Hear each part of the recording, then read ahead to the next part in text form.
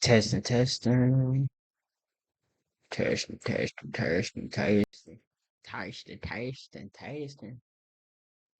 Alright. What is good, y'all? Welcome back to another video. It is your boy Sycko. Y'all already know how it is. If y'all new, I'm Sycko. Uh, we do a variety of a lot of things, so I can't tell you exactly what I do, but we do everything, and what we also do is get straight to it. So I get straight to it.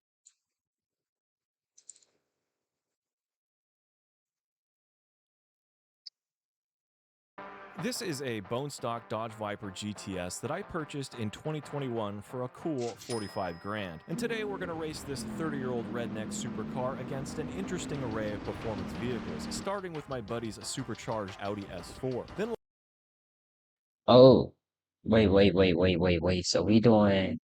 we'll go head-to-head with Oakland's favorite muscle car, a Dodge Challenger Scat Pack with a 392 Hemi. After that, we'll find out what the Viper can do against one of the best Mustangs ever built, the modern Shelby gt350. The next level I didn't even know there was going to be all these cars. I did see that it said what?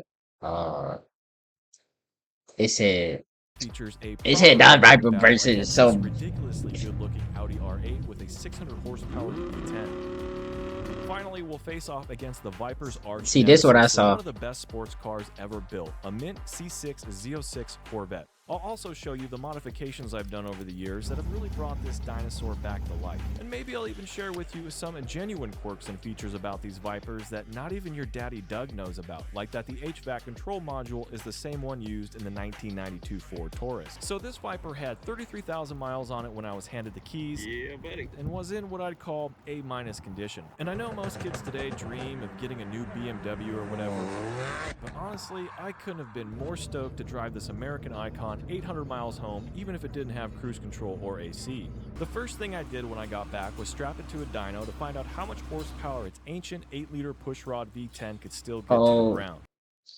comment down if y'all will ever get a Dodge Viper. Now, everybody be like, yeah.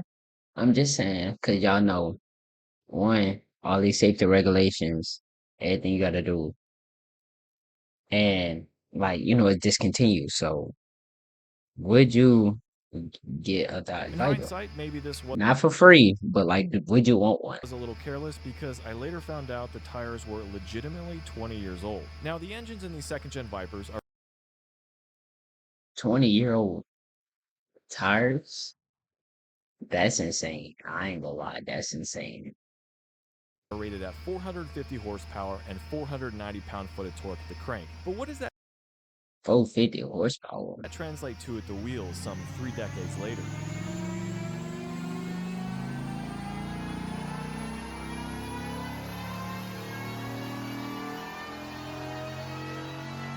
In stock form, this Viper was able to generate 410 horsepower and 450 torque at the wheels. This represents about a 9% drivetrain loss and means its behemoth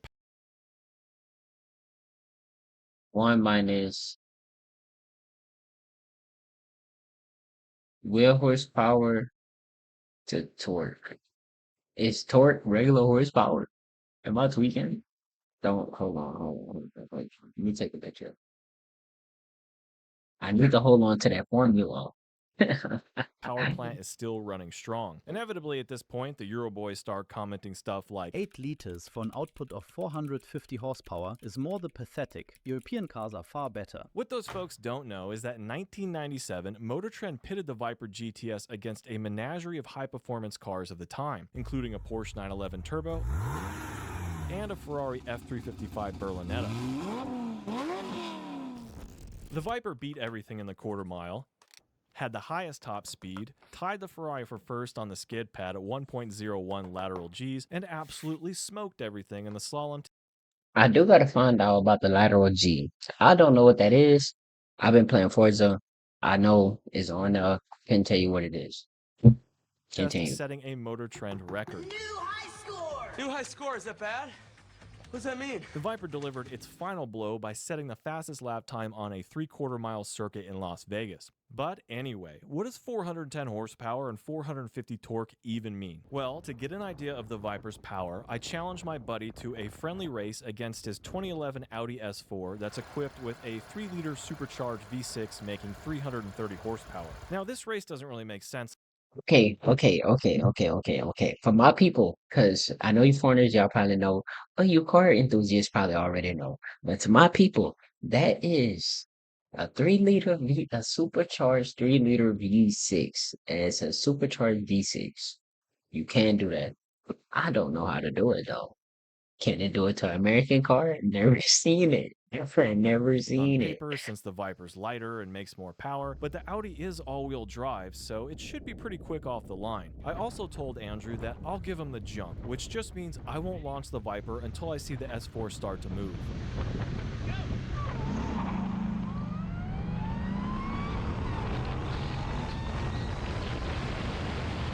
Our next challenger is a challenger, specifically a 2021 And that supercharger ain't do shit. Damn. scatpack edition powered by a 392 cubic inch Hemi V8 that makes 485 horsepower. That chunk of American muscle is mated to a lightning quick 8-speed automatic transmission. And believe it or not, that actually makes this Challenger one of the quickest and most powerful naturally aspirated muscle cars Dodge has ever built.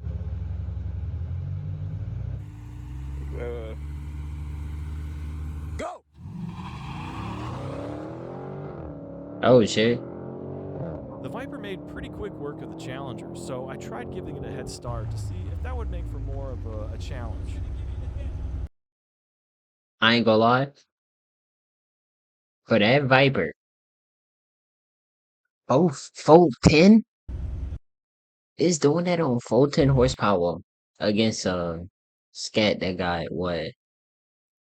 Uh Scat got what, 550? 500? I think 550.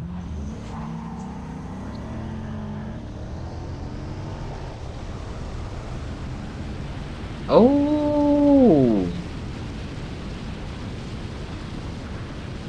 Now you may have noticed that the Viper's V10 sounds surprisingly quiet and constricted, so of course I had to give it an exhaust system commensurate with its displacement. A pair of Bellinger's 1 3/4 headers made out of a ceramic-coated aluminized steel alloy. These headers are designed to let the exhaust gases flow more freely and to better keep that intense heat inside the pipes. I also installed a set of high-flow catalytic converters and a 3-inch axle back from Billy Boat to further reduce back pressure. The Viper is a pleasantly simple machine with lots of room in the engine bay for your hands and elbows, making it one of the more enjoyable vehicles to work on. After completing the installation, I returned to Street to Sand in Reno, Nevada to recalibrate the Viper's tune and find out how much horsepower the new exhaust system unlocked.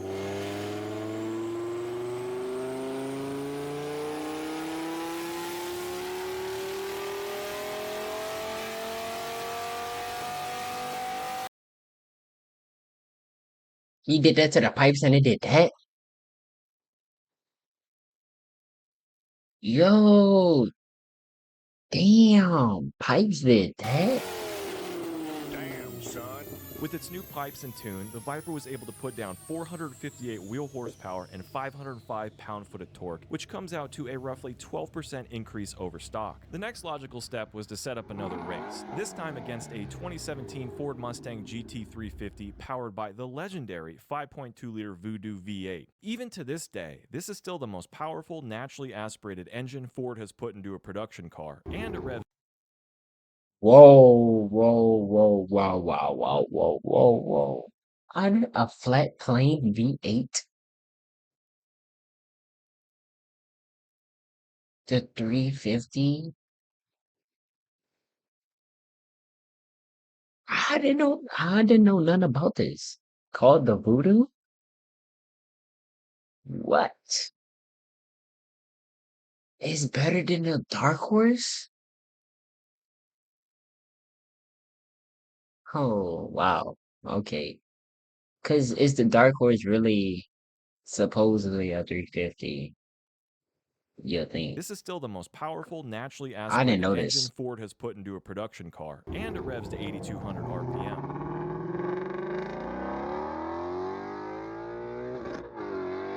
What's extra neat about this race though is that these two vehicles make about the same horsepower to the wheels, but the Viper's powered by a big dumb pushrod with loads of torque, while the GT350 has a high revving dual overhead cam flat plane crank that feels more like something you'd find in a mid-2000s European supercar.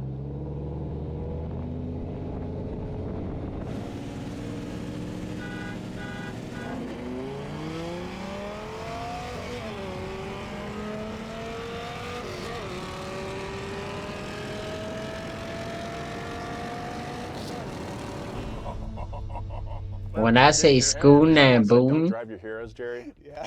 Their hero must not have been that car, because that was Dude, awesome. that was so much fun. Now you can't beat on your cars like this without some stuff going wrong.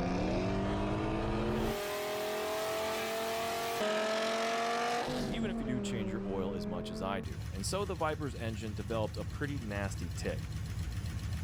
My hope was that it was just a bent pushrod due to over-revving the engine or something, so I removed the valve covers and rockers only to pull out a bunch of perfectly straight pushrods. I continued the teardown process by removing the headers, which allowed me to pull off the cylinder heads. Surely it's a bad lifter, I thought at the time, but all the lifters looked really good, especially for such an old engine. This meant I needed to get down to the timing components, which required removing the alternator, the upper radiator hose, detaching the power steering cooler, and removing this aluminum cross brace from the engine bay, something that looks a lot easier on camera than it actually is. This gave me a bunch of extra elbow room, allowing me to more easily remove the idler pulley, serpentine belt, lower radiator hose, water pump, and the tensioner pulley, which definitely needed to be replaced. Then finally, I was able to remove the front cover, revealing the timing components. The timing chain didn't show any major signs of wear, so I removed it along with the little thrust plate behind the cam gear so I could pull out the camshaft. And check out what I found. We can clearly see significant damage on the nose of this camshaft lobe. I double-checked the respective lifter, and it did show some light wear on the roller, but it spun smoothly and the plunger felt fine, so my best guess is this was either caused by a weak valve spring or poor machining of the camshaft from the factory, but I don't think we'll ever know for sure. Now, of course, I wasn't going to do all this work just to reinstall boring OEM parts, so I picked up a performance camshaft from Prefix and also had them rebuild the cylinder heads with new springs.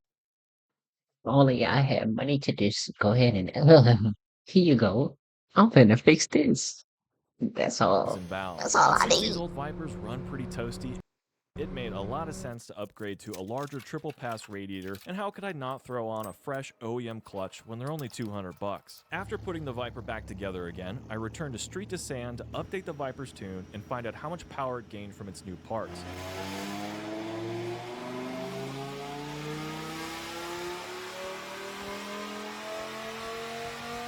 This time the Viper was able to put down 527 wheel horsepower and 567 pound-foot of torque. That's an increase of 69 horsepower and 62 torque over its previous best run, which is a pretty solid bump when it comes to making naturally aspirated power. Those numbers gave me the confidence to set up a race against this Gucci'd out 2017 Audi R8 that's powered by a 5.2-liter V10.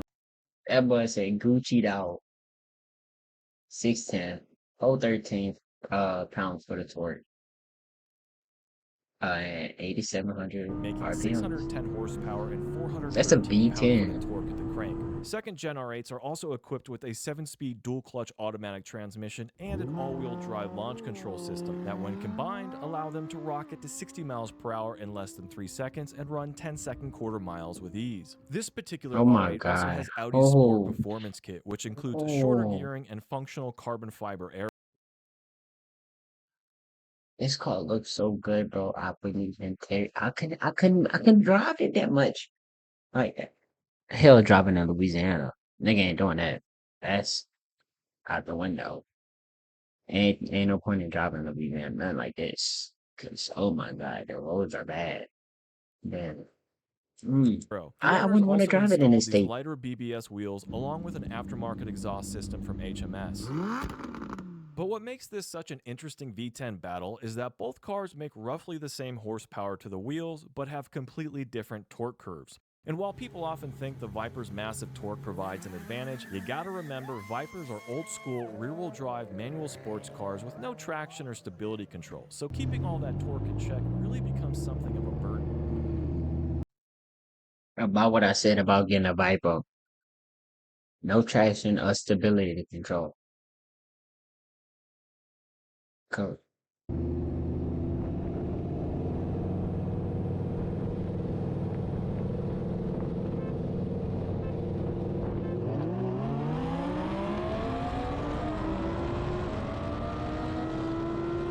Ah,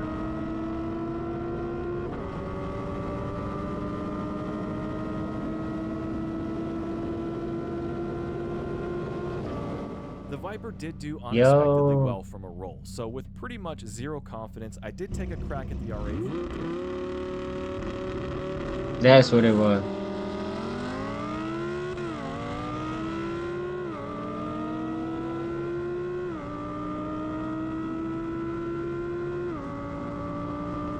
It's his first couple gears shifting. His shifts takes too long. That's the only issue.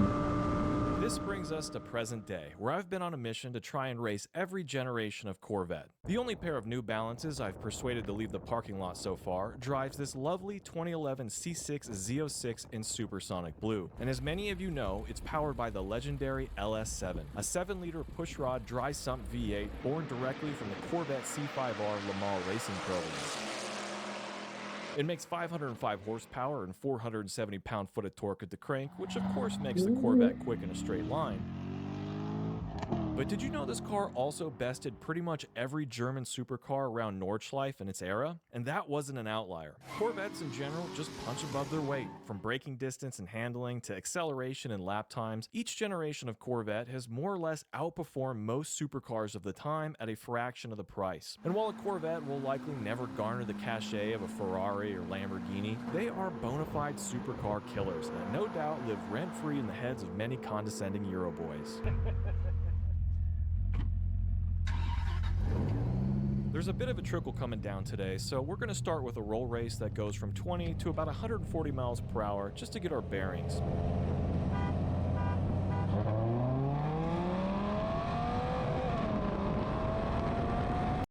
Oh, imagine this. I think he doing these videos like different days, different times that he got to go back. Like how long it took for this one video to come out. It's crazy. Unfortunately, the Corvette missed third on our first run there, but that was setting up to be a much closer race than I expected. And at this point, I'm a little worried I might just get nudged out by a stock Corvette. Yeah. It's some gears, bro.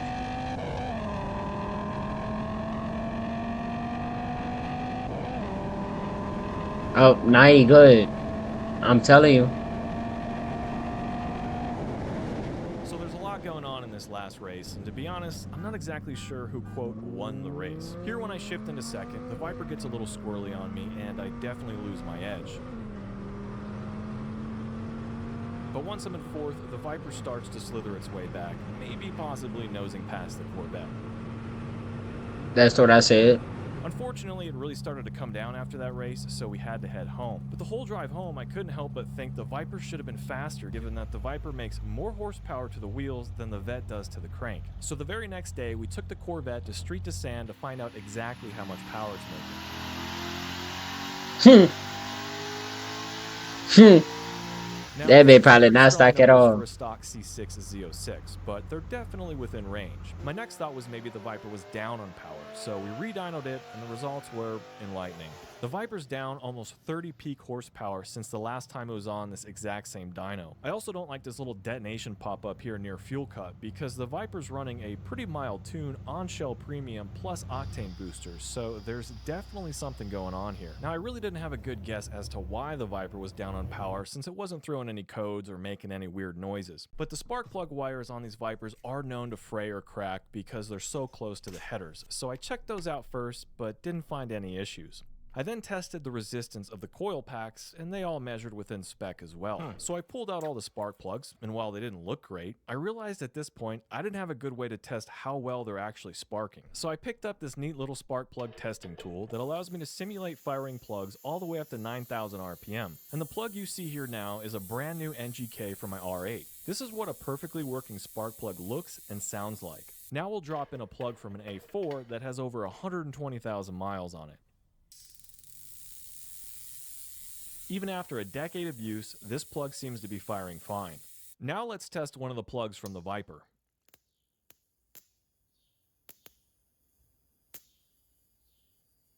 Oh yeah, cook.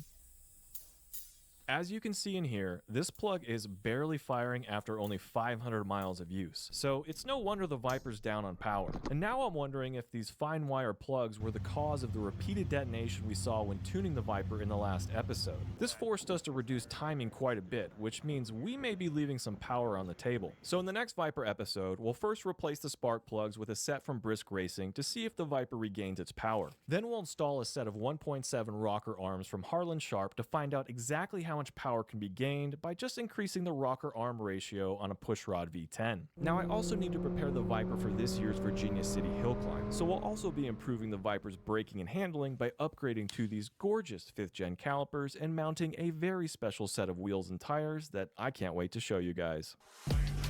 Oh my god. Ah! Skip it, skip. Oh, that's the end of the video. Well, that's the end of that one. I really wish I could see that Viper. Who the hell is this guy?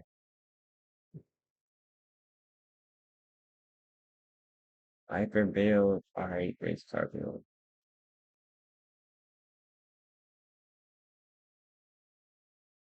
This is a bone stock Dodge Viper.